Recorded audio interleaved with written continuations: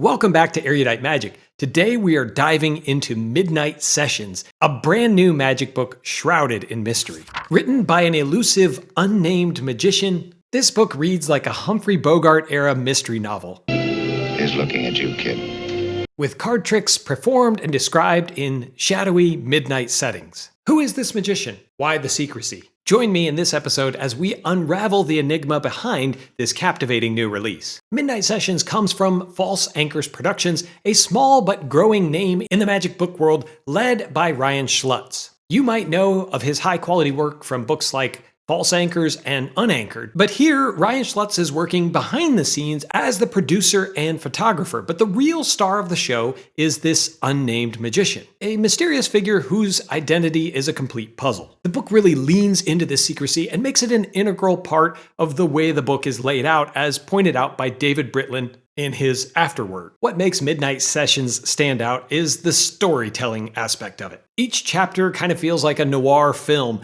with the author meeting the unnamed magician at midnight in secretive spots. Think cloaked figures and dimly lit bars. The book is written like a detective mystery, with each chapter beginning with a performance description as faithfully recorded by the author, followed by clues from the unnamed magician about the criteria for the trick before he actually explains how it's done. Your job, as proposed by the book, is for you to try to figure out how you would accomplish this before you read on to the description. It's like a brain teaser for card magicians, and I absolutely loved puzzling over these ideas with my notebook handy. Think John Bannon's Dear Mr. Fantasy, but with a darker, more enigmatic vibe. Oh, and it's 100% close-up card magic with one trick adaptable to non-playing card props. The tricks in Midnight Sessions are devious, mostly pick-a-card effects where the magician finds the card that your participant chose under increasingly impossible circumstances. These are close-up gems, perfect for a coffee shop or a pub with your friends, and frankly, they're designed to fool magicians with their clever methods. I'm pretty well read, but many of these stumped me. But I absolutely loved trying to crack them. You'll find 17 routines, including predictions and a long-distance telepathy type routine, but the focus primarily stays on revealing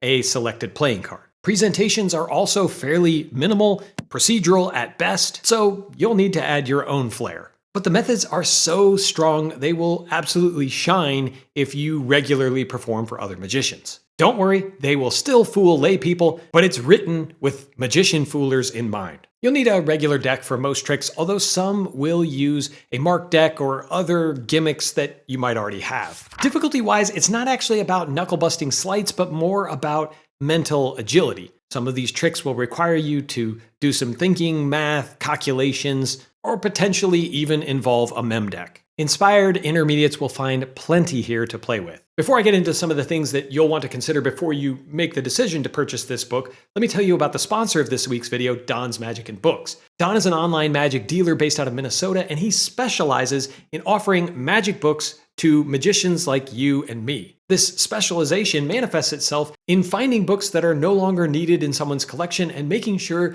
that they live on to be enjoyed in someone else's magic library. He's basically a one-stop shop for all your magic book needs. If you haven't already, you can check it out via the link that I'll post down in the description below. There's a reason so many of you have become lifelong fans of Don, so join me in shopping with Don's Magic and Books this week. I want you to be aware of some of the things that you need to know before you buy a book like this to make sure that you're not disappointed with your purchase. The first thing to know is that these presentations are basically that pick a card style and find it trick. As I have already mentioned, it's close-up magic only. This will not play for a large theater audience. And a lot of these tricks, as you can imagine, are somewhat procedural. They're not self-working style procedural, but your participants do have to do exactly what you ask them to do in order for you to come to the right conclusion. And as I've also mentioned, you're going to need to apply your thinking skills when you're doing some of these card tricks. There are a few times where you're asked to do a Pharaoh check or cut off exactly 26 cards, and while there are alternatives, those alternatives often add to the procedure. I don't actually consider most of this to be negatives. They're just considerations for you to decide whether this is the style of material that would play for you. Let's talk for a second about the value prop and the artistic merits of the book. Is Midnight Sessions worth it? At $60 for the cloth-bound hardback or $100 for the limited edition leather and cloth-bound deluxe edition with a matching cloth slipcase. You get approximately 17 routines, all supplemented by over 100 crisp black and white photos shot by Ryan Schlutz. The noir aesthetic, the black and white theme, and the detective-style writing, it feels immersive like a magic whodunit. For card magicians who love fooling other magicians, I give this an 8 out of 10 for both the value and artistic merit. I loved that presentational hook of not knowing who the Unnamed Magician is, but I have some theories on that, which I'm sharing with you right now. I personally subscribe to the theory that the Unnamed Magician is probably multiple people, and this is hinted at several times throughout the author's carefully transcribed notes.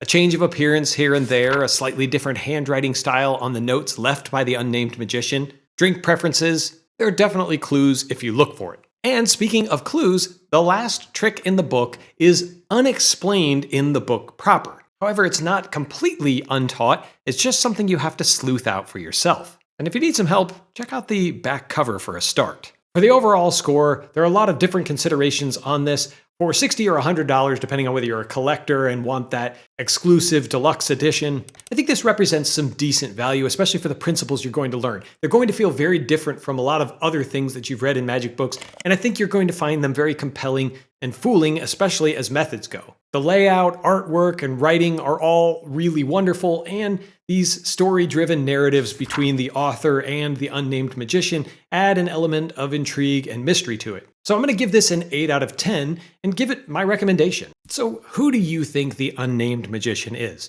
Drop your theories in the comments and let me know if you're picking up Midnight Sessions. If you love small publishers like False Anchors Productions, then check out the review I did of Ryan Schlutz's Unanchored right over here.